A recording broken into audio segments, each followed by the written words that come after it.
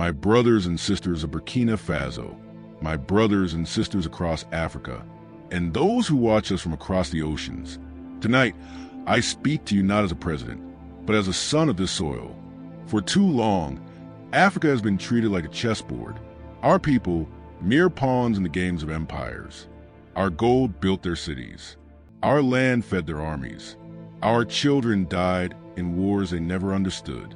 And yet, we are told we must be grateful. Grateful for loans that chain us. Grateful for aid that arrives after our wealth has been stolen. Grateful for peace that comes only when we obey. Tonight, that story ends. I have received warnings. They call them from powerful men who think they own the world. They say Africa must know its limits. They say we must not speak too loudly. They say we must stay in our place.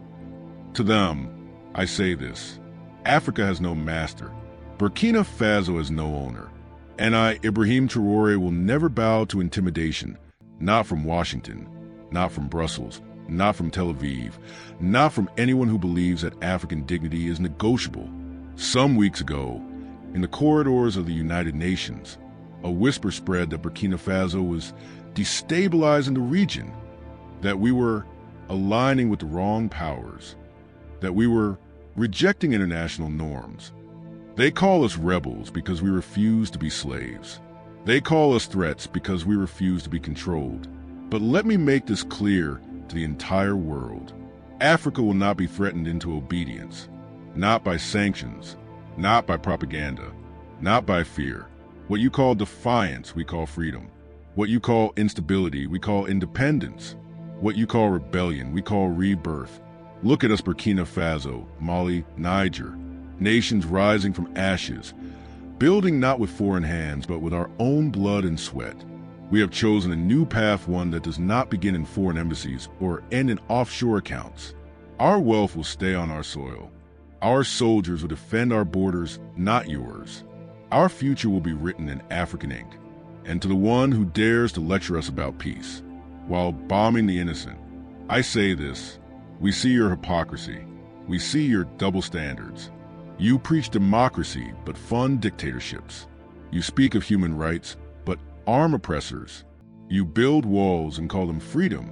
You take lives and call it defense. If this world still has any moral balance left, let it understand this: Africa will no longer stay silent while others speak for us. We will no longer be observers of our own destiny. We will not ask permission to be free. To the foreign leaders who believe they can warn or punish us, our warning is this: if you strike one of us, you strike all of us.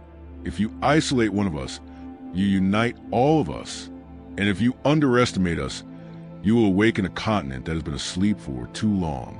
Let me speak now to the people of Africa, from the fishermen of Dakar to the miners of Johannesburg, from the mothers of Lagos to the farmers of Bamako. Your awakening has begun. They have mocked us, calling us developing nations, as if the theft of our future was somehow our fault. They have told us we cannot govern ourselves, as if the chaos they created was our design. But no more. The new Africa is not begging for a seat at anyone's table. We are building our own. And yes, this message will reach those in high offices. Those who believe Africa's destiny must still pass through their hands. I have this to say: Africa is not your experiment. Africa is not your resource pool. Africa is not your landfill of politics and ideology. When you send your threats disguised as advice, we will answer with unity. When you offer partnerships built on deception, we will answer with truth. When you place your military bases on our soil, we will remember that sovereignty without control of our land is no sovereignty at all. My fellow Africans, the time has come to redefine our alliances. Our security cannot depend on those who destabilize us. Our development cannot depend on those who profit from our poverty. And our peace cannot depend on those who have never known justice. This is why tonight I announce before the world the formation of the Sahel Alliance for Defense and Development, a union not built on fear, but on solidarity, not on exploitation, but on cooperation, not for war, but for the dignity of every African man, woman, and child who dreams of freedom. Under this alliance, our nations will share intelligence, protect our borders, and defend one another against all foreign aggression, be it military, economic, or political. If one is attacked, all will respond. If one is isolated, all will stand with him. Because Africa's strength has always been its people. But for too long, those people were divided. When our ancestors fought colonial empires, they had no satellites, no drones, no nuclear arsenals. But they had something stronger, the conviction that freedom is worth dying for. That spirit runs in our blood still. And now, to the nations who fear Africa's rise, I say this with clarity. Do not mistake our desire for peace as weakness. Do not misread our diplomacy as surrender. If you provoke us, we will respond. If you exploit us, we will expose you. If you attack our sovereignty, we will defend it together. Africa does not seek confrontation. We seek respect. We seek partnership, not patronage. We seek peace, not pity. But peace, like freedom, must be mutual.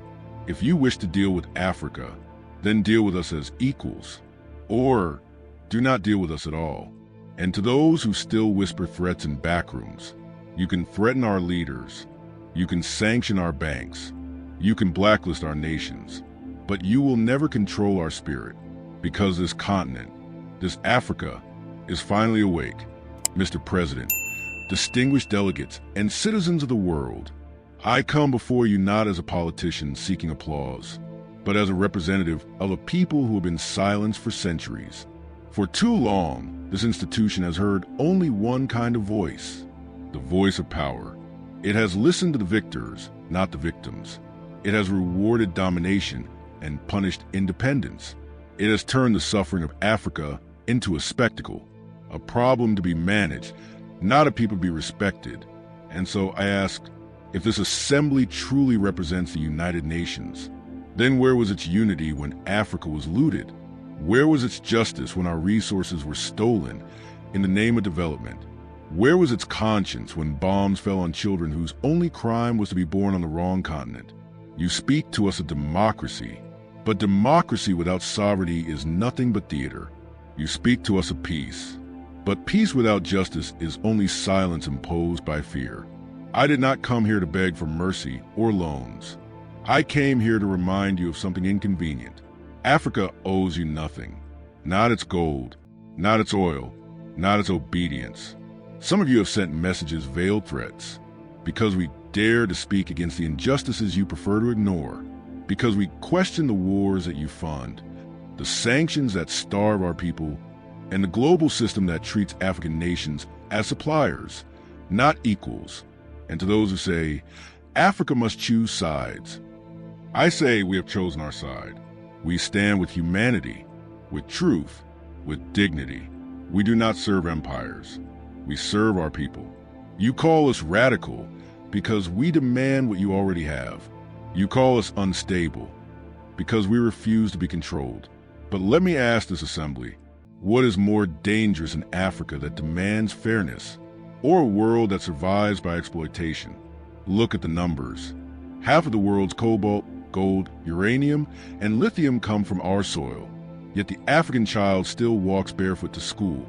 Our farmers feed your industries, but cannot afford the bread baked from their own grain. You take, and take, and take, then send us aid, and expect gratitude for your leftovers.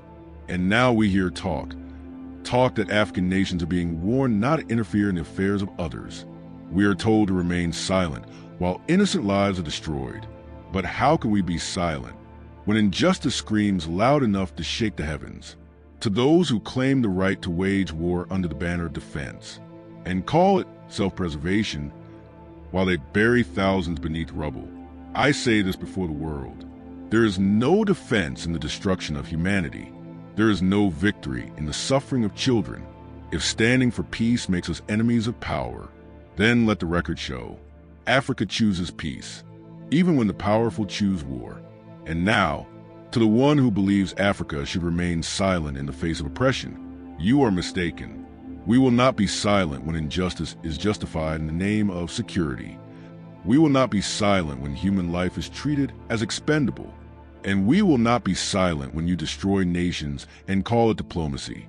Africa knows what colonization looks like. We know occupation. We know apartheid. We lived it. We bled from it. And we will never again stand by while it is inflicted upon others. To those who see Africa's rising voice as a threat, understand this clearly. We are not seeking war. We are demanding respect. We are not challenging your sovereignty. We are defending our own. We are not asking for permission to speak. We are exercising our right to speak. And if my words offend you, perhaps it is because they expose what you would rather keep hidden. The time has come for this assembly to face a truth it has long avoided. You cannot speak of global justice. While approving the suffering of millions, you cannot claim to defend peace. While financing endless wars, you cannot promote human rights while ignoring human lives.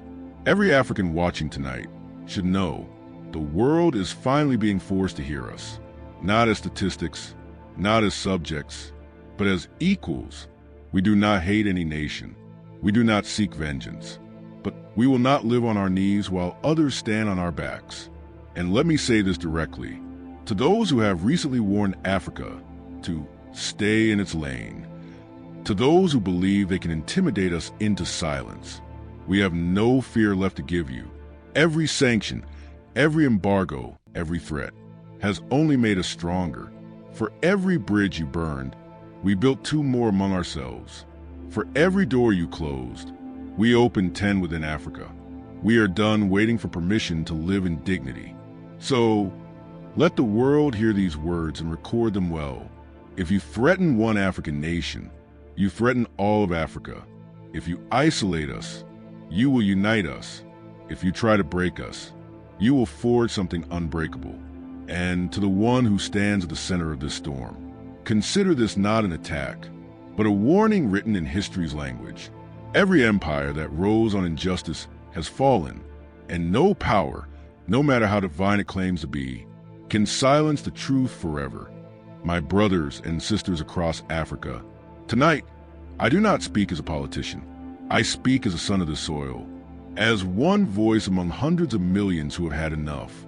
Enough of fear, enough of manipulation, enough of watching our destiny written by foreign hands. The time for silence has ended. You all heard what I said before the United Nations. You saw how they looked at me not as a leader, but as a threat. Why? Because I said what they never wanted to hear. That Africa is done kneeling. But today, something more dangerous has happened. After my speech, we received messages, warnings. Some came wrapped in polite diplomacy. Others were not so polite. They came from those who still believe Africa can be intimidated, from those who think our governments can be bought, our people divided, and our silence guaranteed. To them, I say this: Africa is not your colony. We are not your experiment, and we are not your warning. You threaten sanctions? We've lived through worse. You threaten isolation? We have learned to survive without your approval. You threaten war? Then know this: we will defend our people with every drop of strength in our blood. For centuries, you invaded our lands and called it civilization. You took our children and called it trade. You drew lines on our maps and called it peace. And when we dared to stand up, you called it rebellion. Well, if rebellion means defending our dignity, then call us rebels. If resistance means survival, then we are the resistance. They told me not to mention names tonight. They said diplomacy must be respected, but diplomacy without honesty is hypocrisy. And so, I will speak clearly because the world deserves truth. To the Prime Minister of Israel, you said Africa must stay out of your wars. But how can we stay out when we see injustice televised daily, when bombs fall on children, when hospitals are turned into rubble, when the world's conscience turns away? We will not stay out, because we know what occupation feels like. We lived it. We remember it. You want to remind Africa of your strength. But Africa does not fear power. It fears forgetting its soul. We do not wish harm upon you or your people. We wish for peace, for humanity, for justice that belongs to all, not to a chosen few. Let the world understand this clearly. When Africa speaks of sovereignty, we are not rejecting cooperation. We are rejecting submission. When we demand control over our own resources, we are not seeking confrontation. We are seeking survival. You have used your media to paint us as unstable, as radical, as dangerous. But tell me, who truly destabilizes the world? The one who seeks peace on his land, or the one who drops bombs on another's? Our struggle is not with nations. It is with systems. Systems built on the idea that some lives are worth more than others, that power justifies oppression, that history belongs only to those who write in English or French. But history is changing languages now. It is speaking in Bambara, in Zarma, in Wolof, in Swahili. And it is saying, enough. We have formed the Sahel Alliance for defense and development, not to threaten, but to protect, to ensure that an attack on one African nation is an attack on all, to defend our skies, our soil, our seas, to share technology, resources, and strength as brothers and sisters bound by more than treaties. By destiny, the West will call it dangerous. But danger to whom? To those who profit from our weakness? To those who built empires from our minerals and blood? If that is danger, then yes, we are dangerous. Africa is not rising against anyone. Africa is simply rising for itself. I know some of you are afraid. You fear that speaking out will bring chaos, that standing tall will bring suffering. But remember this, we have already suffered. What we have not yet done is live freely. Freedom is not given, it is claimed. And tonight, we are claiming it, not with weapons, but with will, not with hate, but with hope. To my brothers and sisters in every African capital, this is not a call to war. This is a call to unity. Our strength lies not in armies, but in our solidarity. If we stand together, no empire can divide us. If we remember who we are, no threat can erase us. So let the message travel from Ouagadougou to Windhoek, from Bamako to Kinshasa, from Dakar to Johannesburg, that Africa has remembered itself. And to those who doubt us, to those who whisper that this moment will fade, listen carefully. We are not a moment. We are a movement. To every leader who values peace, we extend our hand. To every nation that respects sovereignty, we offer friendship. But to those who bring threats and intimidation, Africa's silence is over. The next century will not be written by the powerful. It will be written by the free. Brothers and sisters of Africa, last night, we spoke not as one nation, but as one continent. And today, the world has heard us. Messages have poured in from across Africa, from mothers who said, "For the first time, my son lifted his head with pride." From young people who wrote, "Now I know my voice matters." From elders who whispered, "This is what we dreamed when we fought for independence. This is why we speak." But not everyone celebrated. Across the oceans, silence has taken hold. In some capitals, they hold secret meetings, asking how Africa dares to speak this way. In their newsrooms, they search for words. They call it defiance, provocation, populism. But it is none of these. It is truth. And truth, my friends, has always been the loudest form of rebellion. In the hours since my speech, the Sahel Alliance for Defense and Development has received letters of solidarity from across the continent. Niger, Mali, Guinea, Chad, and others, all declaring that our unity is not a symbol anymore. It is a shield. We are creating a new dawn where the borders drawn by colonizers will no longer define our brotherhood, where cooperation replaces competition, where we build railways that connect our capitals, power grids that light our villages, and education that frees our children's minds. We do not seek enemies. We seek independence. We do not seek isolation. We seek equality. But to achieve this, we must understand one truth. Africa cannot be sovereign until it stops begging. No nation is free while it borrows its dignity. Our minerals cannot continue to enrich foreign banks.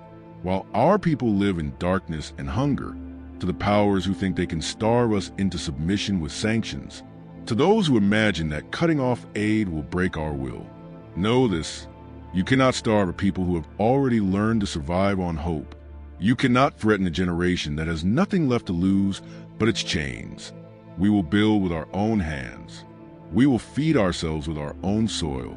We will trade with nations who respect us as equals, whether they are in Asia, in Latin America, or within our own continent. And to those who threaten Africa with war, understand this clearly: you will not fight one nation. You will face an entire continent that now stands united. I have heard the critics. They say, Traore is provoking the world. They say, he is too young, too bold. But tell me, how old must a man be to demand respect for his people? How long must Africa wait before it is allowed to live free? If youth mean courage, then may we all be young forever. Our message last night has crossed oceans. In the Caribbean, descendants of Africa raise our flag. In Brazil, our brothers march with signs that read, Africa Awake. In Paris, in London, in New York, Africans in the diaspora stood tall for the first time, not as minorities, but as sons and daughters of a mighty civilization reclaiming its name. And so I say to them, come home, not only with your feet, but with your hearts. Bring your knowledge, your courage, your love for this land. Let us rebuild the Africa our ancestors dreamed of, not an Africa of charity, but an Africa of dignity. To the people of the world watching this broadcast, we do not hate you. We do not hate your nations. We hate only the injustice that your systems have protected for too long. We do not seek revenge. We seek renewal. We do not want to destroy. We want to rebuild what centuries of greed have broken. We invite you not to rule us, but to work with us, not as masters and servants, but as equals walking toward the same horizon. When our ancestors were taken from this continent in chains, they prayed for a day when Africa would rise again. When they were forced to mine the gold and diamonds that never fed their children, they whispered that their suffering would not be in vain. That day is here. Their whispers have become our voices. Their dreams have become our duty. To every young African listening to me now, you are the generation our enemies fear the most, because you are not broken. You were born after the lies. You were raised in the truth, and you carry the fire tomorrow. Do not waste it. Do not sell it. Do not let anyone convince you that freedom is unrealistic. Freedom is not a gift to be received. It is a right to be protected. I know they will try to silence me. I know they will twist my words, fabricate stories, and spread fear. But understand this: they can silence a man, but they cannot silence a generation. They can imprison a body, but never an idea whose time has come. Africa's time has come. From this moment onward, our foreign policies will be written in Africa. Our trade deals will be negotiated for Africa. Our military bases will serve Africa. And our future, our children's future, will belong only to Africa. Let this be known to all. We will cooperate, but never submit. We will forgive, but never forget. And we will rise not to conquer, but to reclaim what is ours, our peace, our dignity, our tomorrow. To the world leaders who still view Africa as a pawn, hear my final words clearly. The era of foreign dominance is over. The era of African awakening has begun. And if you cannot respect us, then prepare to live in a world that no longer fears you. To my people, stay united, stay proud, stay awake. We are not fighting the world. We are fighting for our place within it. And to those listening around the world, remember this: the strength of Africa is not in its weapons, but in its will, and that will never again be broken. May God bless Africa. May God bless its people. And may the world finally learn to see us, not as victims of history, but as authors of the future.